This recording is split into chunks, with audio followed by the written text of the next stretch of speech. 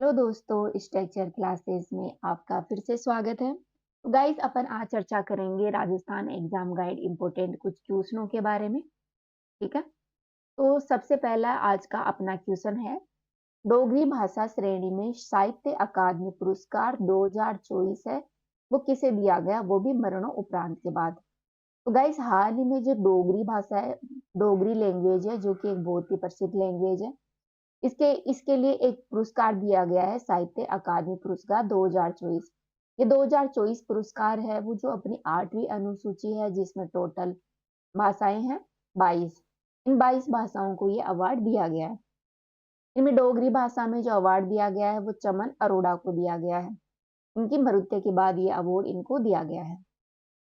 आगे है, हाल ही में चर्चाओं में रही रूमेटिड गठिया ए आर ए नामक एक बीमारी है, जिसका पूरा नाम है रोमेटिड गठिया। ये किस बीमारी का एक रूप है? तो दोस्तों, इस बीमारी में क्या होता है कि व्यक्ति की जो बॉडी होती है उसमें सूजन आ जाती है। तो ये एक सूजन संबंधी बीमारी है, ओटोइमेन्यू। नेक्स्ट क्वेश्चन है अपना, किस मंत्रालय ने युवा संसद योजना 2.0 की शुरुआत की है? तो दोस्तों, हाल ही में जो अपनी संसदीय कार्य मिनिस्ट्री है, उन्होंने युवा राष्ट्रीय संसद योजना 2.0 की शुरुआत की है। इस योजना के बारे में जाने तो इस योजना का प्रमुख उद्देश्य है जो युवा लोग हैं उनको लोकतंत्र से जोड़ना। ठीक है, ये इसका महत्वपूर्ण उद्देश्य है। इसके अलावा युवाओं में अनुशासन की ठोस आदतें विकसित करना, दूसरों के विचारों के प्रति सहिष्णुता पैदा करना, साथ ही छात्र समुदायों को संसद की कार्य प्रणालियों और प्रक्रियाओं से अवगत कराना, सरकार की कार्य प्रणाली, संवैधानिक मूल्यों के बारे में व्यक्तियों को जानकारी देना, साथ ही युवाओं को लोकतांत्रिक तरीके से जीवन जीने के लिए उत्साहित करना, ये इसका महत्वपूर्ण उद्देश्य है।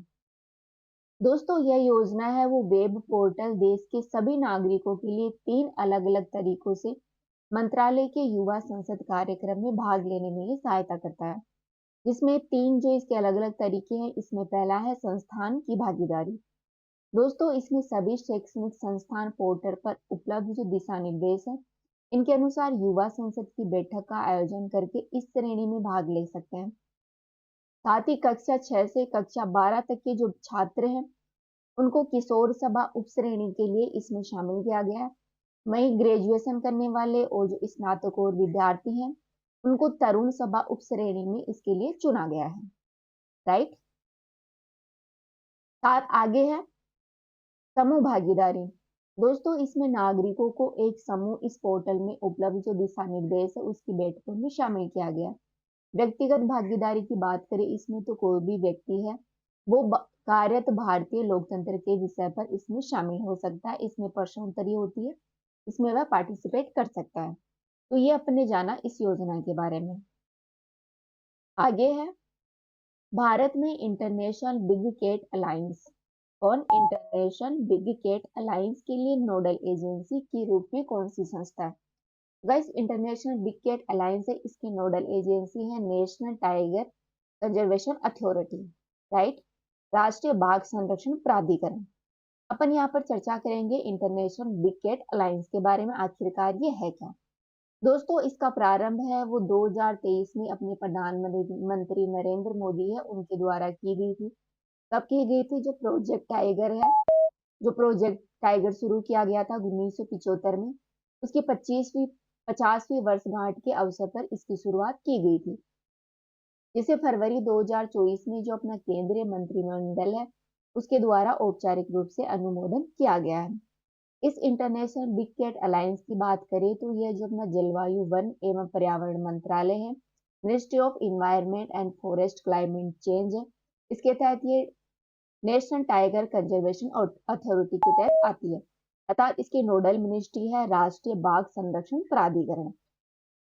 दोस्तों, यह संरक्षण विशेषज्ञता का साझा करने, संरक्षण पहलों को वित्तपोषित करने, साथ ही ज्ञान का संग्रह बनाने के लिए वैश्विक स्तर पर कार्य करती है। राइट।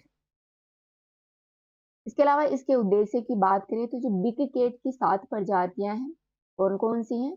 बाघ, शेर, तेंदुआ, हिम तेंदुआ, चीता, जगुआर, प्योमा आदि का संरक्षण करना इसमें शामिल है इंटरनेशनल बिग कैट अलायंस में। तो पूछ लिया जाता है एग्जाम में कि जो 7 प्रमुख प्रजाति है बिग कैट की, उसमें कौन-कौन शामिल है? तो ध्यान रखना कौन-कौन है, बाघ है, टाइगर है, शेर है, तेंदुआ, हिम तेंदुआ, चीता, जगुआर और प्योमा। जिसमें से गाइस इंडिया में बाघ